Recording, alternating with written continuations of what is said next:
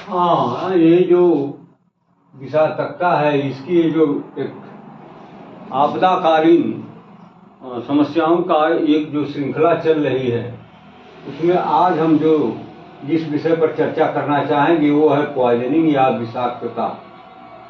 Poison का मतलब तो आप समझते हैं, जिसको लोग आमतौर के भाषा में जहर बोलते हैं। और ये जहर जब शरीर में किसी भी रूप में पहुंच जाता है तो उसका परिणाम क्या होता है कि व्यक्ति की मृत्यु भी हो सकती है। लेकिन यदि उसे समय से प्रॉपर मैनेजमेंट और ट्रीटमेंट मिल जाए तो उसकी जान भी बचाई जा सकती है। तो यह भी एक आपातकालीन स्थिति होती है जो व्यक्ति के जीवन में काफ़ी उथल पुथल मचा सकती है, उसके जीवन को मुश्किलों में फंसा सकती है। वे पदार्थ जो ग्रहण करने पर या शरीर में किसी भी तरीके से अगर पहुंच गए तो फिर अपना वो दुष्परिणाम दिखाना शुरू कर देते हैं। और यदि समय से पीड़ित व्यक्ति को मैनेजमेंट और ट्रीटमेंट ना मिले तो उसकी मृत्यु भी हो सकती है। और उसके प्रभाव को ही हम नाम देते हैं विषाक्तता, यानी पॉइजनिंग। तो इसका रूट क्या है, ये कैसे शरीर में पहुंच जाता है? तो इसमें जो दिया गया है, पहला मुंह द्वारा, यानी मुंह के माध्यम से, थ्रू द माउथ। ये जो पॉइजन है हमारे बॉडी में कैसे पहुंचता है, तो दिया गया है कि कीटनाशक पदार्थ पीना। कीटनाशक लोग पी जाते हैं या पिला देते हैं, या भूलवश या अज्ञानतावश या भ्रम में पड़ करके लोग कीटनाशक जैसे जहरीले पदार्थ का सेवन कर लेते हैं, या फिर दवा के रूप में या फिर अल्कोहल के रूप में। जैसा कि आजकल आप सुन रहे हैं न्यूज़ में या पेपर्स में पढ़ रहे हैं, ये आए दिन समाचार छपता है कि वहाँ जहरीली शराब पीने से इतने लोगों की डेथ हो गई, इतने लोग हॉस्पिटल में भर्ती हैं, वो सीरियस हैं, उनका इलाज चल रहा है। तो ये पॉइजनस अल्कोहल लेने से भी, या गलत दवा के लेने से भी, या फिर कीटनाशक वगैरह हुए, अगर ये मुंह के द्वारा शरीर के अंदर पहुंच गए तो फिर इनका दुष्परिणाम तो झेलना ही पड़ेगा। फिर कुछ ऐसे पॉइजन्स हैं जो हमारे शरीर को उतना ही नुकसान पहुंचाते हैं जितना मुंह से लिए गए जहर के द्वारा या पॉइजन के द्वारा। तो सांस के द्वारा वो कौन से जहर हैं, पॉइजन हैं जो हमारे शरीर में पहुंच जाते हैं और हमारे जीवन को मुश्किल में डाल देते हैं। तो सांस के द्वारा जैसे जहरीली गैस, कार्बन मोनोऑक्साइड, मार्स इत्यादि। तो ये ऐसी गैसेस हैं कि ये अगर शरीर में किसी भी तरीके से अगर एंट्री कर गई, प्रवेश कर गई, तो व्यक्ति के लिए काफ़ी मुश्किल हो सकती है। आए दिन आप पेपर में पढ़ते हैं कि कुएं में लोग उतरे या गटर की सफाई करने के लिए कुछ व्यक्ति गटर में उतरे और वहाँ पर जहरीली ये गैस को उन्होंने इनहेलेट कर लिया। जहरीली गैस वहाँ निकल रही थी और उसको उन्होंने सांस के द्वारा अपने शरीर में पहुंचा दिया, बॉडी के अंदर पहुंचा दिया, और फिर होता क्या है कि उनकी डेथ हो जाती है। तो ये मुंह के द्वारा तो पहुंच सकता है, लेकिन ये जो गैसेस हैं ये मुंह के द्वारा भी पहुंच सकती हैं, लेकिन मुख्य इनका रास्ता क्या है, श्वास के माध्यम से शरीर के अंदर प्रवेश कर जाना। जब व्यक्ति किसी जहरीले एटमॉस्फेयर में, जहाँ वातावरण में कोई जहरीली गैस फैली हो और वहाँ पर व्यक्ति सांस ले ले, इंस्पिरेशन कर ले, इनहेलेशन कर ले, तो फिर ये गैसेस शरीर में पहुंच जाती हैं और पहुंच करके जो एक पॉइजन का साइड इफेक्ट होता है, इसका जो दुष्प्रभाव होता है, उसके द्वारा ये फिर आदमी के जीवन को मुश्किल में डाल देती है। तीसरा जो कारण बताया गया वो है इंजेक्शन द्वारा। जैसे किसी व्यक्ति को हॉस्पिटल लेके लोग आए या पहुंचे और डॉक्टर से बोले कि इनको स्नेक बाइट है, सर्प ने काट लिया है। अब कुछ सर्प ऐसे भी होते हैं जो जहरीले होते हैं और कुछ ऐसे हैं जो विषहीन होते हैं, लेकिन आदमी देख नहीं पाया कि विषहीन वाले ने बाइट किया है, काटा है, या फिर जहरीले सांप ने काटा है। तो अगर उसका इंजेक्शन हम लगा देते हैं तो वो इंजेक्शन अगर वो जहरीला सर्प नहीं है तो वो भी आदमी को एक पॉइजन के तरीके से मुश्किल में डाल देता है और दवा भी दी जाती है। तो ये इंजेक्शन के माध्यम से इस तरह का जो पॉइजन बॉडी में पहुंचता है, या ऐसे भी होता है जो अपराधी किस्म के लोग हैं वो किसी को पकड़ करके और उसको पॉइजन का इंजेक्शन लगा देते हैं दवा के रूप में, और होता क्या है तो उस व्यक्ति की डेथ हो जाती है, मृत्यु हो जाती है। तो ये आपने देखा कि कुछ पॉइजन ऐसे हैं, कुछ जहर ऐसे हैं, कुछ ऐसे विष हैं जो मुंह के द्वारा शरीर में पहुंचते हैं, कुछ ऐसे हैं जो श्वास के माध्यम से शरीर में एंट्री करते हैं, कुछ ऐसे हैं जो इंजेक्शन के द्वारा पहुंच जाते हैं, कुछ ऐसे हैं जो त्वचा के संपर्क में आने से भी ना तो वो मुंह से एंट्री किए, ना ही वो सांस के द्वारा एंट्री किए, ना ही वो इंजेक्शन के माध्यम से बॉडी के अंदर पहुंचे। ये सिर्फ और सिर्फ त्वचा के टच में आ जाने से ये मुश्किल में फंसा देते हैं। जैसे कीटनाशक हैं, कीड़े मकोड़े मारने के लिए जो छिड़काव लोग करते हैं, उस समय ये व्यक्ति के टच में आते हैं और उनके लिए जानलेवा साबित हो जाते हैं। यह भी उतना ही नुकसान पहुंचाते हैं जैसे मुंह द्वारा लिया गया जहर, या सांस के माध्यम से पहुंचा हुआ गैस के रूप में जहर, या फिर ये गलत इंजेक्शन या सांप काटने वाला इंजेक्शन इत्यादि इत्यादि। तो ये 4 मुख्य पॉइंट हैं जिनके माध्यम से ये जो विष है ये शरीर में प्रवेश कर जाता है और इसके दुष्परिणाम से व्यक्ति की मृत्यु भी हो सकती है। कारण जानिए इसका, किसी दूसरे व्यक्ति द्वारा हत्या करने हेतु प्रयोग करना। प्राय लोग दुश्मनी बस ऐसा करते हैं कि जिनसे उनकी टेंशन हो, रंजिश हो, तो उसकी हत्या करने के लिए भी जहर का लोग प्रयोग करते हैं। या तो उसके खाने पीने में चुपके से मिला दिए तो फिर वही बात हो गई, या फिर किसी इंजेक्शन या दवा के माध्यम से उसको खिला पिला करके या इंजेक्शन लगा करके तो दूसरे व्यक्ति की हत्या करने के लिए ये जहर का प्रयोग किया जाता है।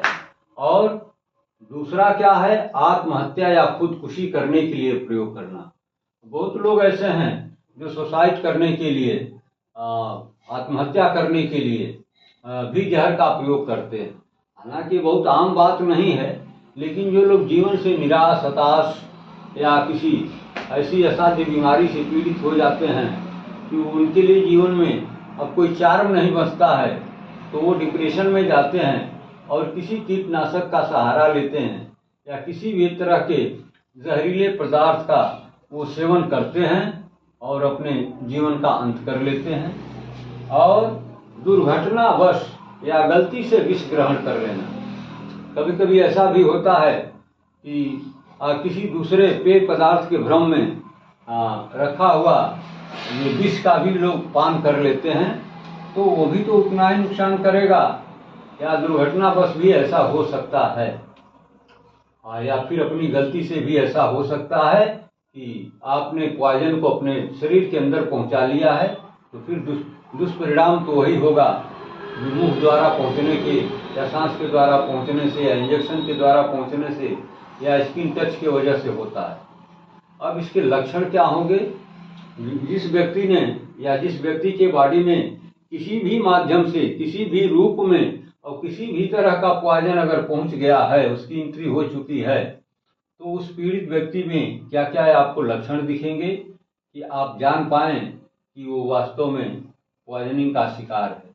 तो इसमें आपको नासिया, वोमिटिंग की प्रॉब्लम मिलेगी, माने बार बार मतली का आना, उल्टी का होना, और क्या मिलेगा, डिस्पनिया यानी डिफिकल्ट ब्रीथिंग की प्रॉब्लम होगी।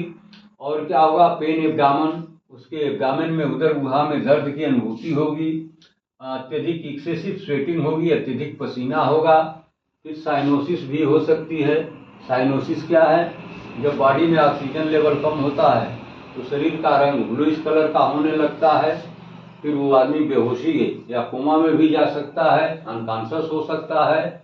ब्रैडीकार्डिया होगी, यानी उसका जो रेस्पिरेशन रेट है वो बिलो 60 बीट पर मिनट आ जाएगा, यानी उसकी पल्स जो है स्लो हो जाएगी।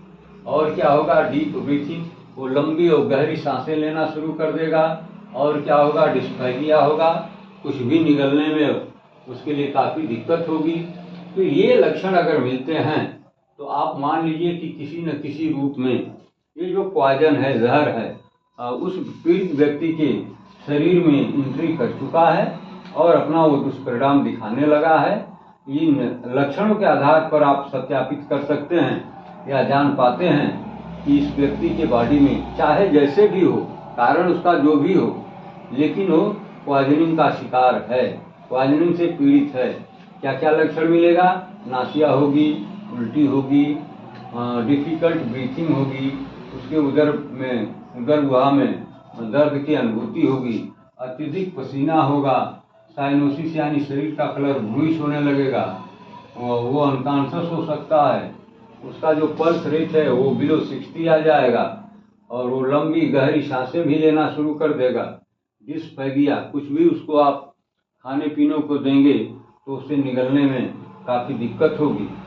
तो ये रहा है आपका विषाक्तता या पॉइजनिंग।